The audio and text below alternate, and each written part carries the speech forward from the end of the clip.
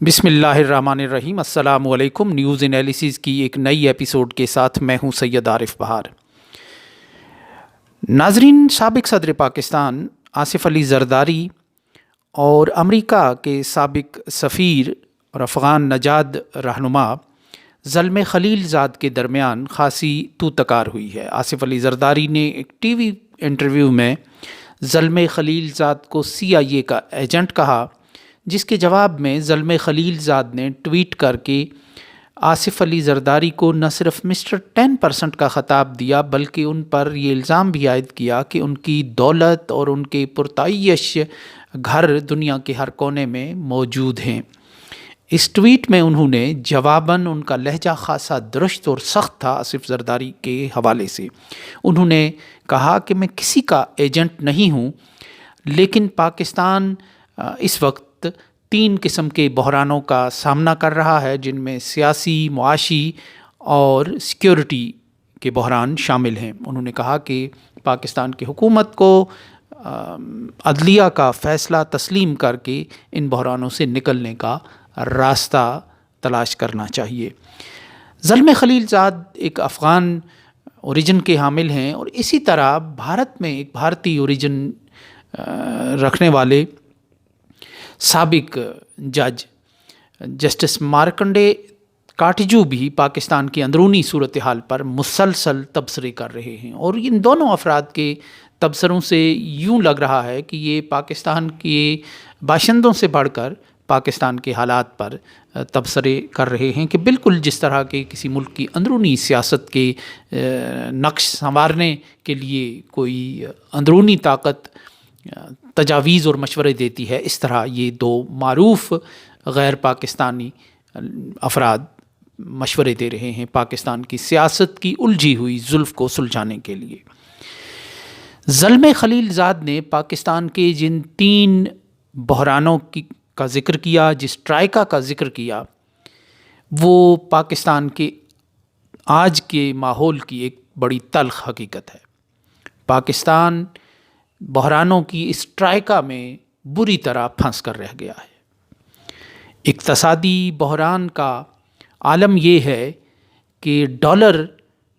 پتنگ کی طرح آسمان کو چھوتا جا رہا ہے، آسمان کی بلندیوں کی طرف جا رہا ہے، اور روپیہ جو ہے پاکستان کی کرنسی وہ زمیں بوس ہو کر ڈھیر ہو چکی ہے۔ اس کے دوبارہ اٹھنے، سانس لینے اور چلنے پھرنے کی امیدیں معدوم ہو چکی ہیں، اور ڈالر جو ہے وہ کسی طور قابو نہیں آ رہا۔ ایک کے بعد دوسرا وزیر خزانہ بدل گیا، دعوے بدل گئے، دونوں کے حکومتوں کے دعوے بدل گئے، لیکن ڈالر کی جو یہ بلند رفتاری ہے اس پہ کوئی فرق نہیں پڑا، اور اس کے نتیجے میں پاکستان کئی قسم کے سماجی سطح پر بحرانوں کا سامنا کر رہا ہے۔ خط غربت سے نیچے رہنے والے لوگوں کی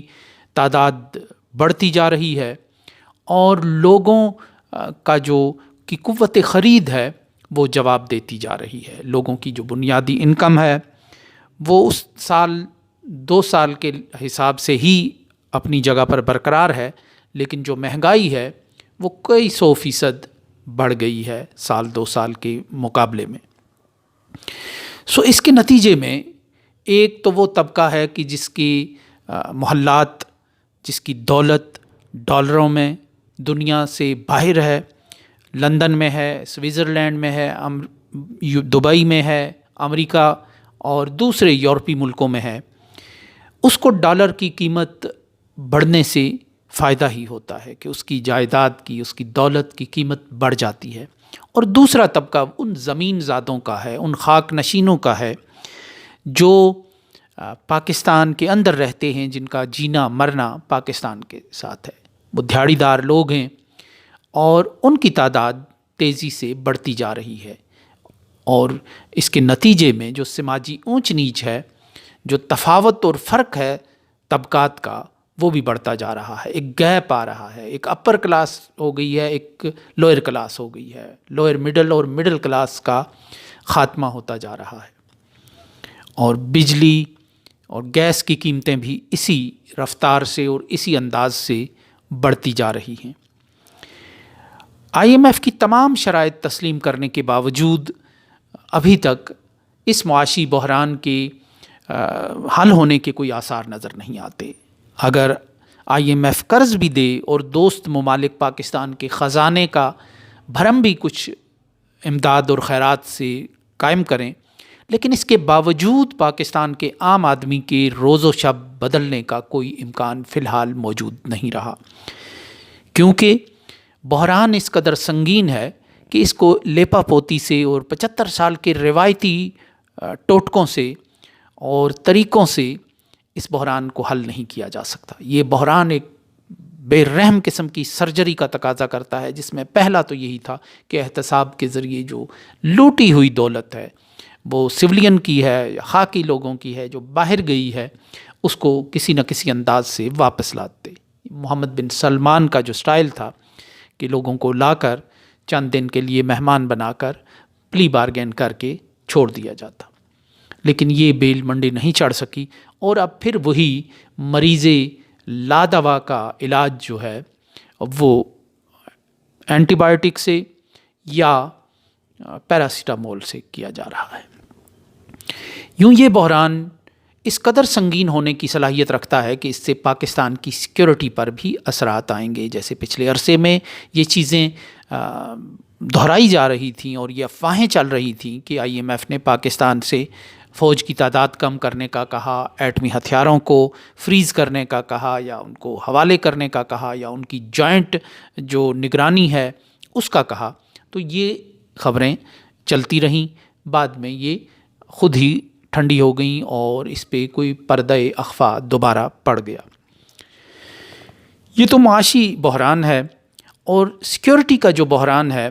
وہ دہشت گردی ایک دفعہ پھر سر اٹھا رہی ہے، اور پاکستان کے سر پر خود اپنے حالات کا بوجھ ہی کیا کم تھا کہ اس پر دوبارہ افغانستان کی ایک اور جنگ کا بوجھ بھی لادنے کی تیاری ہو رہی ہے۔ بلکہ جس طرح بین الاقوامی میڈیا میں خبریں چھن چھن کر نکل رہی ہیں، اس سے یوں لگ رہا ہے کہ یوکرین کی جنگ کا بوجھ بھی اسی مریض ناتواں کے کندھوں پر ڈالنے کی کسی نہ کسی انداز سے کوششیں کی جا رہی ہیں۔ پھر جو جنوبی چائنا کے سمندروں کا تنازع ہے، تائیوان کا تنازع، لامحالہ غریب کی جورو سب کی بھابھی کے مصداق، اس کا بھی بوجھ کسی نہ کسی انداز سے پاکستان پر ہی ڈالنے کی کوشش کی جائے گی، کیونکہ جو آزاد خارجہ پالیسی رکھنے والے ممالک ہوتے ہیں وہ یہ بوجھ نہیں اٹھاتے۔ تو اس حالت میں جو دہشت گردی کا ایک خطرہ تھا، افرید تھا، جس کو نکال باہر کیا گیا تھا، وہ دوبارہ لوٹ سکتا ہے، کیونکہ جب آپ نے ایک ماحول بنانا ہے کہ دہشت گردی کے نام پہ جنگ لڑنی ہے، آپ نے انفراسٹرکچر بنانا ہے، آپ نے پورا ایک سسٹم ترتیب دینا ہے کہ اب آپ نے یہ کام کرنا ہے، تو نتیجے کے طور پہ آپ نے دہشت گردی کو بڑھا چڑھا کر اور اس کو ہوا بنا کر اس کو حقیقت بنا کر پیش کرنا ہے۔ تو سیکیورٹی کا یہ ایسا چیلنج ہے کہ یہ جو جن ہے یہ کبھی آپ بوتل سے نکل کر آپ کے قابو سے بھی باہر ہو سکتا ہے، اور اس کے آپ کی سیکیورٹی پر تباہ کن اور دور رس اثرات ہو سکتے ہیں۔ جو تیسرا اور سنگین بحران ہے وہ سیاسی بحران ہے، اور سیاسی بحران معاشی بحران حالات کا پیدا کرتا ہے، سیکیورٹی بحران حالات کا پیدا کرتا ہے، لیکن جو سیاسی بحران ہے وہ خود پولیٹیکل انجینئرنگ کے ذریعے پاکستان کی داخلی قوتوں کا پیدا کرتا ہے، جنہوں نے ایک حکومت کو تبدیل کیا، ایک رجیم چینج کی، اور پھر ایک رجیم کو ایسی رجیم کو مسلط کیا جو غیر مقبول ہوتی جا رہی ہے مسلسل عوام میں۔ عوام ایک دوسرے رخ پر ہیں اور ریاست ایک دوسرے مقام پر اور دوسرے دریا کے دوسرے کنارے پر کھڑی ہے۔ یہ تفاوت، یہ فرق، یہ دوری اس سے پہلے کبھی محسوس نہیں کی گئی تھی، اور ایک بحرانی کیفیت ہے، اور اس بحران کو حل کرنے کے لیے کسی سطح پر سنجیدہ کوشش نہیں کی جا رہی۔ اس بحران میں جو زمینی حقیقتیں ہیں ان کو طاقت کے ذریعے، ان کو ڈنڈے کے زور پر بدلنے کی کوشش کی جاتی ہے، لیکن جب عوام نکل جائیں، خوف کے ڈنڈے کے نیچے سے گزر جائیں، خوف کے ماحول سے نکل جائیں اور خوف کا پردہ اتار کر پھینک دیں، تو پھر یہ حربے کارگر نہیں ہوتے۔ پھر وہاں مفاہمت، ڈائلاگ اور مذاکرات سے ہی معاملات کو حل کیا جا سکتا ہے۔ اور سیکیورٹی بحران، جو سیاسی بحران ہے، وہ